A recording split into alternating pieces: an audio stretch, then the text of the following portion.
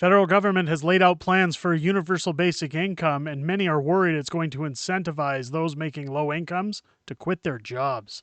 Let's get into it.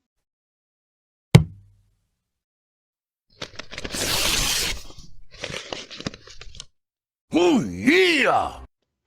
What's going on, ladies and gentlemen? I hope you had a wonderful weekend and that you're having a wonderful day today. Hopefully, it's not like it is here in Calgary and you're keeping out of the cold and you're nice and warm as we check into another video. This week, I wanted to talk about something that dropped at the end of last week, and that's the universal basic income that's being proposed by different forms of government. The federal government is now considering a guaranteed universal basic income, which, again, if we look back to what happened during lockdowns with CERB and the manipulation that went on during CERB. Now, I mean, it's no surprise. We've seen reports come out now that people at the CRA are now being investigated for fraudulent claims. We know that there were people outside of the country that aren't even Canadian that were getting CERB payments. And also people in prison that weren't qualified for CERB payments were getting payments like that. Yet the common citizen who claimed them for needs in order to keep their heads above water were told, hey, pay it all back because we did something really stupid. When we look at our current economic situation, a lot of the problem that we're in is mostly because of that CERB program. Now, the reason for that was the federal government printed large sums of money out of thin air, introduced it to our Canadian economy, which crippled our dollar, which made, essentially a breeding ground for inflation and high interest rates. And, well, the Trudeau government has not had any problem shying away from the fact that this is a result of their stupidity. So now that they're talking about a universal basic income, I feel that moving into 2025, this is what's going to push for their election. The one thing that you see, and I've talked about this before when I've compared older generations to younger generations. Now, speculative, what I see amongst some younger generation when I'm out in public or when I hear about employees at retail is that they want something for nothing. Now, what do I mean by that? Well, they look back to things like CERB, and you look back to statistics that how many people took CERB that just kind of sat on their butt and did nothing. Now, working is always good for the human mind, and being active and doing things is good for the human mind, because if you sit around, you're basically just going to rot. You're going to be at risk of severe health conditions. You're going to gain weight. You're going to be mentally distraught, because it's like living in a prison or on house arrest when you're not doing a routine every day and going to a job and being around people in a functioning society. At least that's how I feel. So something like a universal basic income would definitely incentivize the average retailer to sit at home. And what I mean by that is that if you look at, let's say, the average wage. Now, the last time I checked, in Calgary, I believe people who worked at places like Tim Hortons, McDonald's, whatever have you, were making somewhere between $15 to $17 an hour. A universal basic income, when you look at, income tax deductions, EI, CPP, everything else, a universal basic income would basically pay them the same rate. So what would continue to motivate people to get up and go to a job flipping burgers or filling coffee in a drive-thru when they could sit at home and essentially collect money for nothing? Now, I understand that, people say the same thing. Well, there's welfare. People could just go on welfare. Well, welfare really doesn't give you the ability to live. And the biggest problem when it comes to our current welfare program versus a universal basic income is that a UBI would affect people's taxes massively. The middle and upper class would be taxed so severe, mostly in the middle class, that we'd essentially be going to work to pay for a bunch of lazy people to sit at home. And I know some people are going to say, well, there's people who need that. There's people who, it could help a lot of families and things like that. I disagree. I tend to disagree, because it would cripple disability payments for people. It would affect several programs that are designed for those that actually need help versus those that are just taking a free handout. Anytime I've spoken with people as to why they want to choose NDP in Alberta, and there was a lot of talk about that during the last provincial election. Now, I do have friends who work in the education system here in town, and Of course, they're going to vote NDP because typically the NDP will spend more money on education than a United Conservative Party or any other government. So people have their reasons. And again, I've said that when you vote for those parties, you usually vote based on your lifestyles, and I think that's one thing that's great about having our democracy. However, the younger generation, especially with my younger nephew, I always hear about, well, I could go out and go to the bar and I could have fun and just stay home and not have to worry about anything. That's why he would vote for the typical NDP government, because he just wants to get money for doing nothing, and that seems to be, when you look at the typical younger person that's trying to buy a home these days, you often hear about them going to their parents and saying, "Can I get help with a down payment?" Now, given the price of houses, of course they have to do that. But I'm talking like even 10 years ago, I heard about people going to their parents and saying, "Can you help me with a down payment?" Because people just don't seem to have the drive that they used to have. But employers also don't have the drive to promote from within anymore or pay people what their jobs are worth. So it's kind of a mixed bag that you get to the point with the younger generation where they're no more go-getters that get up in the morning and say, I'm going to go do the best I can at a job and hope that I get a promotion or I get moved up from within the company or trained for a better job. It doesn't seem to exist anymore. So our society is more pushing that younger generation to say, what's the point? And it's going to affect us big time. This article coming in saying Canada is considering a guaranteed universal basic income program, and here's what that means. Um, the Senate's National Finance Committee began looking into Kim Pete's proposal for a national framework, a universal basic income program, on October 17th, which was last week again, or 2 weeks ago, sorry. No, that was last week. Guys, I got my dates mixed up. I'm sorry. Since as far back as the 1970s, Canada has flirted with the idea of a basic income program. Now, again, we have things like the child tax benefit. Again, we have disability payments. A lot of those things, I think, would disappear under a universal basic income.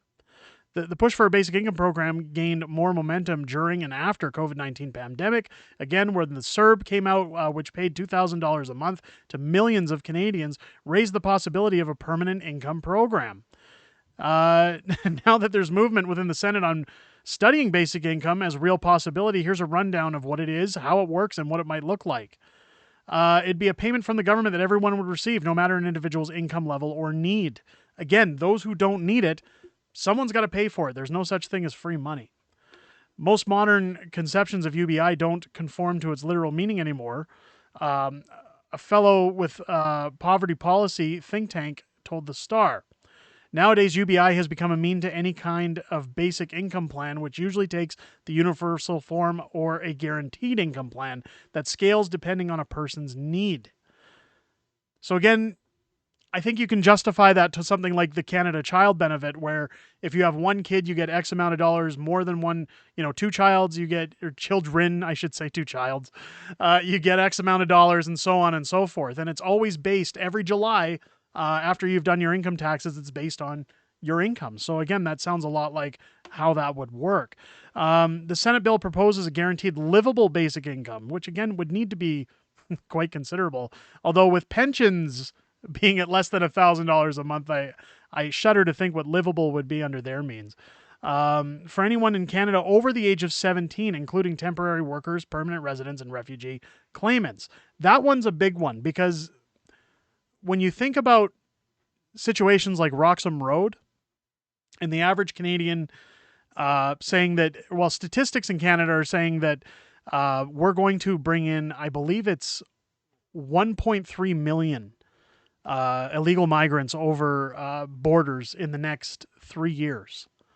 Meaning that in the next 3 years, you'd see the population of the city of Calgary in Canada, and all of those people would be recipients of this universal basic income that people would be taxed on.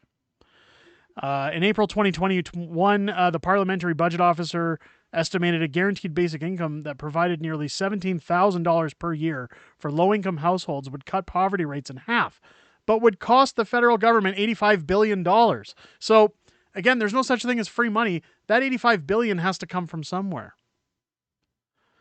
While a national basic income hasn't been officially implemented before, provincial governments have tested the waters of giving cash to citizens without any strings attached. From 74 to 79, the government of Manitoba sponsored a guaranteed income experiment across the province, but most attention is focused on the town of Dauphin.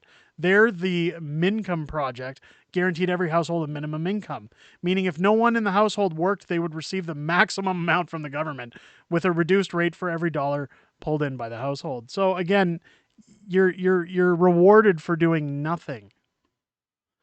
Nearly 30% of the town qualified for Mincome, as the benefit was called. A recent study from 2018 found that hospitalizations, particularly mental health issues, declined. More teenagers stayed in school longer during the experiment in Dauphin.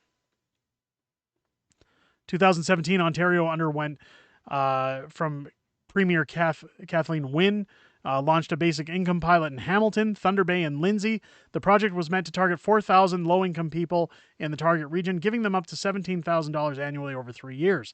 The pilot program was shut down once Premier Doug Ford took over the government following a landslide election in 2018. Quebec launched its own basic income program at the beginning of 2023. The province will pay a base amount of $1,200 a month to Quebecers with severely limited capacity for employment, and those receiving the benefit can earn up to $14,000 a year without having their benefit reduced. So again, now I'm going to put that in perspective for a guy like myself. I stay at home with my kids. I do YouTube, I do my books, and that generates a passive income, a very minimal passive income. But it's something, right? Like the part of the problem is the cost of daycare for 3 kids, which is why I stay home, because there's a benefit of being around for my family. The problem there is that if I were to stay home with my kids indefinitely, my wife would see an extra $14,000 if we lived in Quebec for me to stay in the house and do nothing. And that therein lies the problem. That's over $1,000 a month just to sit on your backside. That's terrible. That's almost the same as EI. You're basically being given EI to sit at home. If CERB or any of other basic income pilot programs have taught us anything, it's that Canada has the administrative capacity to deliver a basic income program, according to Mendelsohn. The government shouldn't just redo CERB, Mendelsohn added. The debate over basic income programs is mainly one of how best addresses poverty in a sustainable way. I can tell you right now how we should address poverty in a sustainable way. Get rid of your carbon tax. Reduce income tax levels. People who are working, my wife is just under 6 figures at her job, and she loses roughly 30 to 35% of her check to taxes before she brings it home. Now, when she brings her check home, and we get fuel and we pick up food and we pick up clothes or anything else, we're paying GST on top of that. So this is a problem where the government is kind of pulling a catch-22 or the old switcheroo on the common idiot, thinking that, you know, if they wave money in front of people's faces, that they're going to sit there and say, oh, this is great, it's free money. Oh, the government loves me. They're just helping me out here and giving me money. Somebody has to pay for that. There's nothing for free. There's literally nothing for free. It'll decentivize people who work for minimum wage jobs to work at all. So you can kiss retail goodbye.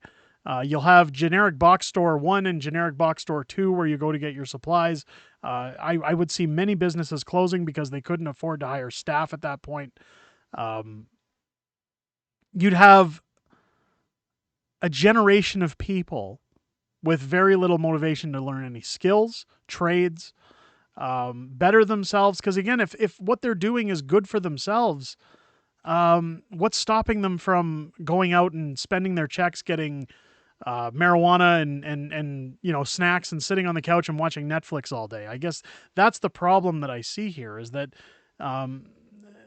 this is going to cripple our country and the value of its dollar, and we're not going to see any kind of benefit from a universal basic income. If the government really wanted to fix the problem, they'd get rid of a lot of these taxes and fees and fix the economy. But again, that would make sense. And unfortunately, with a liberal government, we're not going to see that. Let me know down below in the comments. It's a very long video, folks. I apologize, and I've been rambling. I wanted to make sure to get all my points across in this video, but let me know down in the comments what you guys think, what you feel about a universal basic income. I have a feeling I know what those comments are going to look like, but throw them down there anyways. Like, share, subscribe, do all those usual YouTube stuff. Join our large fringe majority here on the channel, and while I hope this video has earned your subscription today, make sure to turn your notification bell when you're clicking that button, and join us every Sunday here on the channel live at 6:30 p.m. Pacific time when we do our weekly wrap, talk about everything that's gone on in the last week, everything coming up in the week ahead, and I get to hang out with you guys in the community and do Q&A and chat with you guys outside of making these videos, and it's always great to see new people joining us in the chat and in those comments, and I look forward to seeing it, and I look forward to seeing each and every one of you there. I hope you enjoyed this video. I'll catch you on the next one.